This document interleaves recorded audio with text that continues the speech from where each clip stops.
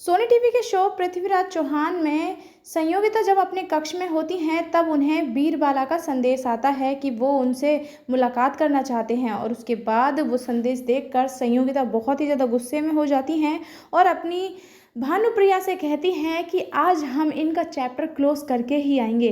वो कहती हैं कि हम वीरबाला से मिलेंगे अवश्य, लेकिन वो हमसे दोबारा मिलने के लायक नहीं बचेंगे। इस तरह से संयोगिता बीरबाला से मुलाकात करने के लिए चली जाती हैं। तो दूसरी तरफ पृथ्वीराज चौहान राजमहल में पीछा कर रहे होते हैं गुरीतों का, जो कि वो सामान लेकर जा रहे होते हैं। वो रसायन पदार्थ जिससे कभी भी कहीं भी विस्फोट किया जाता है, जरा सा भी अगर वो धरती पे गिरा तो पूरा राजमहल उड़ सकता है। इस तरह का रसायन पदार्थ वो लोग लेकर जा रहे होते हैं और पृथ्वी को पता चल जाता है, लेकिन फिर भी वो लोग पृथ्वी को चकमा देकर अपने सुल्तान के आदमी तक पहुंच जाते हैं और उन्हें बता देते हैं कि कोई हमारा पीछा कर रहा था, जिसकी वजह से हमने उन्हें चकमा दे दिया है। साथ ही पृथ्वीराज वहां के राजा तक भी पहुंच जाता है। वो बहुत ही ज़्यादा परेशान दिख रहे होते हैं, इसीलिए वो उनसे रतन भोज के बारे में पूछते हैं कि आपके पुत्र रतन भोज कहाँ हैं। लेकिन उनके पुत्र कब्जे में होते हैं गुरीत के, जिसकी वजह से वो झूठ बोल देते हैं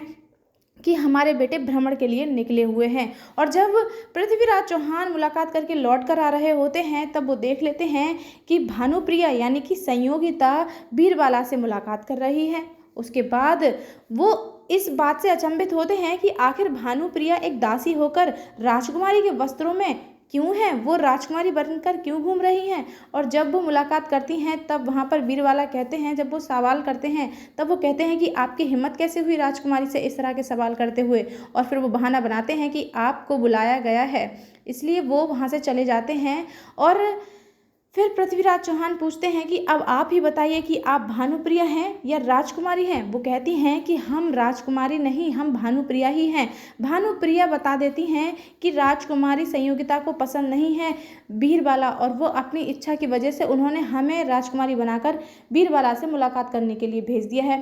पृथ्वीराज को फिर से उनकी बातों पर यकीन हो जाता है और साथ ही जब वो लौट कर जा रही होती हैं तब उनके हाथों पर रंग लग जाता है और वो पृथ्वी को लग जाते हैं। पृथ्वी उन्हें धुलाने के लिए लेकर जाते हैं तालाब पर और वहाँ से वो उनके हाथ साफ करते हैं, एक दूसरे को निहारते रहते हैं। ऐसा लगता है कि इन दोनों की प्रेम कहानी बहुत ही जल्द अब शुरू होने वाली है, 7वें आसमान पर पहुँचने वाली है। तो साथ ही अब संयोगिता को बहुत ही बड़ी सच्चाई पता चलने वाली है, क्योंकि गुरीतों का पीछा करते करते पृथ्वीराज चौहान खतरे में फंस जाते हैं और पृथ्वी को बचाने के चक्कर में संयोगिता भी उनके पीछे पीछे चली जाती हैं।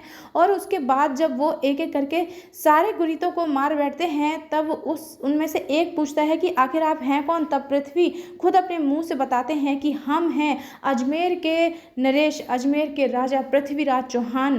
पृथ्वी के मुंह से ही पृथ्वी की सच्चाई जानकर संयोगिता हैरान रह जाती हैं। देखना काफ़ी इंटरेस्टिंग होगा कि अब किस तरह से पृथ्वीराज चौहान के सामने संयोगिता की सच्चाई आती है, क्योंकि संयोगिता के सामने तो पृथ्वी की सच्चाई आ चुकी है।